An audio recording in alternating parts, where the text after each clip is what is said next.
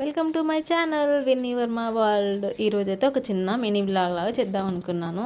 ఇది వచ్చేసి వీడియో పంజాబ్లో మేము ఉన్నప్పుడు ఒక సాయంత్రం, ఒక చల్లని సాయంత్రం అలా బయటికి వెళ్ళాము మేము నలుగురం.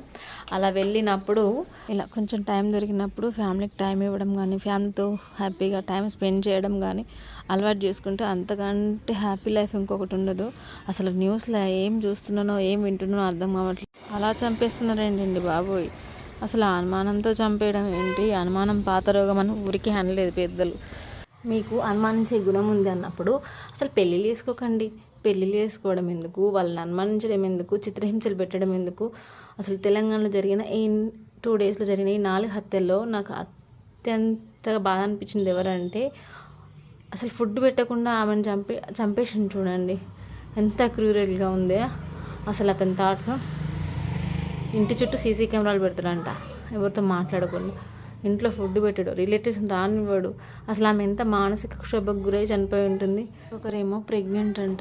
అసలే పిల్లలు పుట్టక చాలామంది మాకెందుకు పుట్టట్లేదని వాళ్ళు తల్లడిల్లుతూ ఎంత మానసిక క్షోభకు గురవుతారో తెలిసిందే. అలాంటిది ప్రెగ్నెంట్ అయ్యి ఎంత హ్యాపీ ఉంచాల్సిన టైంలో ఆమెని అసలు చంపడమే డేంజర్ అంటే ఆమెను ముక్కలు చేసిండండి. ఈ 4 జంటల్లో లవ్ మ్యారేజ్లు కూడా ఉన్నాయంట. ఇంకా లవ్ మ్యారేజ్లో అన్నప్పుడు అనుమానం ఎక్కడి నుంచి వచ్చింది? అనుమానం ఉన్న వాళ్ళు లవ్ ఎట్లా చేసుకుంటారు?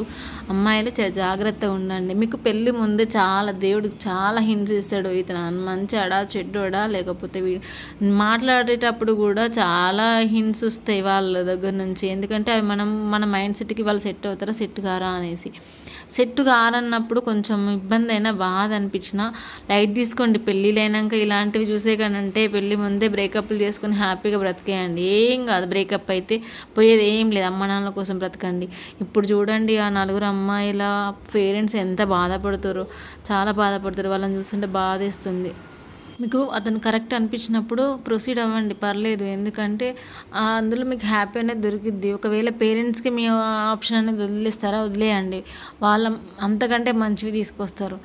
బట్ ఇలాంటివి మాత్రం చేయకండి. పేరెంట్స్ తీసుకొచ్చిన వాళ్ళలో కూడా చాలామంది స్ట్రగుల్ అయిన వాళ్ళని చూసినాం. కానీ ఇలా మరి మన చేతులారా మనమే ఒక వేరే ఇంటికి వెళ్ళేసి వాళ్ళ దగ్గరలో అంత కిరాతకంగా చంపబడాలని ఎవరు కోరుకుంటారు చెప్పండి? మినీ బ్లాగ్ అని స్టార్ట్ చేసి ఎటు నుంచి ఎటో పోయింది. అసలు నా టాపిక్ అయితే ఎనీహౌ. బట్ ఆ రోజు పంజాబ్లో మేము హస్బెండ్తో పిల్లలతో అలా బయటికి వెళ్ళి పార్క్ వెళ్ళిన ఆ కొద్ది క్షణాలైనా నేను చాలా హ్యాపీగా ఫీల్ అయినా అన్నమాట. బాగుంటుంది నాకైతే మా హస్బెండ్తో టైం స్పెండ్ చేయడం అనేది. Thank you for watching. Please subscribe.